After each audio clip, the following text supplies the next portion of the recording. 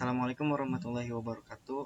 Perkenalkan, nama saya Riki Gunawan dari Universitas Syarif Madani, Fakultas Teknologi dan Bisnis, Program Studi Ilmu Komputer dengan NIM 23050709. Pada video kali ini, saya akan melakukan presentasi untuk memenuhi tugas yang telah dosen kasih kepada saya dengan judul Pengantar OOP dan Keunggulan Desainnya. Langsung saja ke materinya. Nah, di sini ada beberapa hal yang akan kita bahas, mulai dari pengenalan pemrograman berorientasi objek atau OOP dan sebagainya. Langsung saja kita ke materinya. Apa itu pemrograman berorientasi objek atau OOP? OOP adalah metode pemrograman yang fokus pada objek. Nah, tujuannya adalah membantu pengembang dalam mengembangkan model yang mirip dengan objek di kehidupan sehari-hari. Konsep dasar OOP. Di sini ada 4 konsep: kelas, objek, atribut, dan metode. Untuk kelas tersendiri yaitu cetak biru atau template yang mendefinisikan atribut dan metode. Objek yaitu instansiasi dari kelas, memiliki data dan dapat melakukan aksi. Untuk atribut yaitu karakteristik atau data yang dimiliki objek.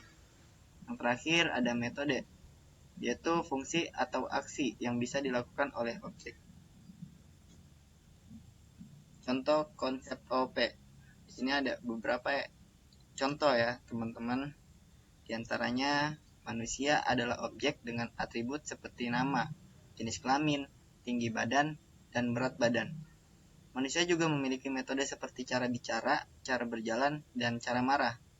Kelas mahasiswa memiliki atribut yaitu NIM, nama, alamat, dan metode seperti registrasi, perkuliahan, ujian, dan praktikum. Yang terakhir, fokus OOP adalah pembagian tanggung jawab kepada objek, bukan proses kerja. Selanjutnya ada apa itu UML. UML adalah bahasa pemodelan standar untuk merancang, menganalisis, dan mendokumentasikan sistem perangkat lunak.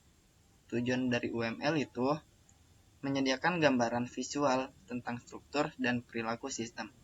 Contoh diagram UML diantaranya ada ASCII diagram, class diagram, sequence diagram, dan activity diagram.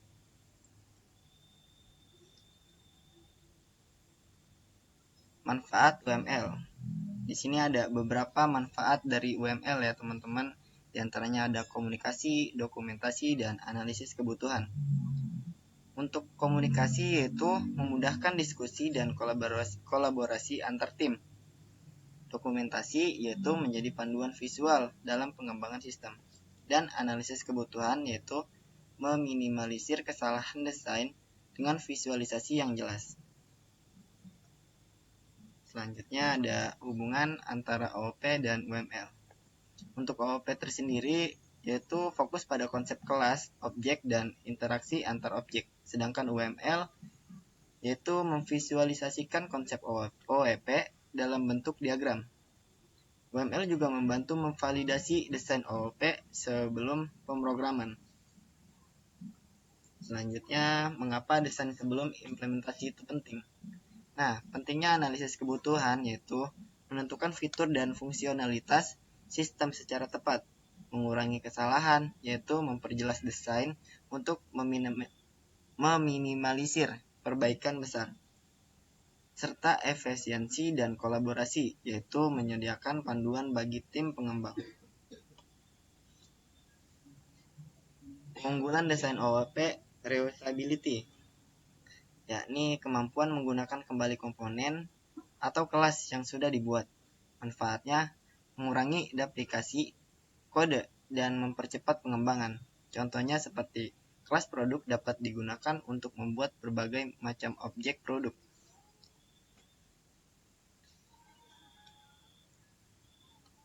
Kalau pada slide sebelumnya soal reusability, di sini kita akan membahas keunggulan desain OOP maintainability.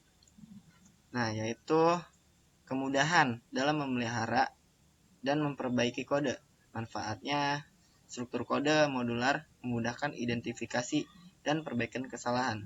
Contohnya seperti jika ada kesalahan perhitungan harga, cukup ubah metode di kelas produk. Sama seperti slide sebelumnya, yang membedakan ini membahas keunggulan desain OOP, extensibility, yaitu kemampuan sistem untuk mudah ditambah fitur baru tanpa mengganggu yang sudah ada. Manfaatnya, sistem dapat berkembang seiring kebutuhan tanpa merombak struktur dasar. Contoh, kelas disconnect produk menambahkan fitur diskon melalui inheritance. Di kasus penerapan OOP, contoh proyek sistem e-commerce dengan modul produk, kategori, dan pembayaran sebagai kelas yang reversible. Perbaikan bug atau penambahan fitur, misalnya diskon, dapat dilakukan terisolasi. Manfaatnya, peningkatan efisiensi, kemudahan pengembangan, penyesuaian sistem dengan kebutuhan pasar. Kesimpulan dari materi di atas, yaitu OOP adalah paradigma dasar untuk pengembangan sistem terstruktur dan modular. UML adalah alat bantu visual untuk memodelkan konsep OOP. Reusability memungkinkan pengguna kembali komponen. Maintainability memudahkan perbaikan dan pengembangan kode. Serta extensibility membuat sistem lebih mudah ditambah fitur baru.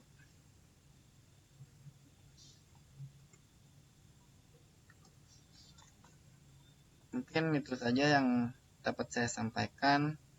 Kurang lebihnya saya mohon maaf. Wassalamualaikum warahmatullahi wabarakatuh.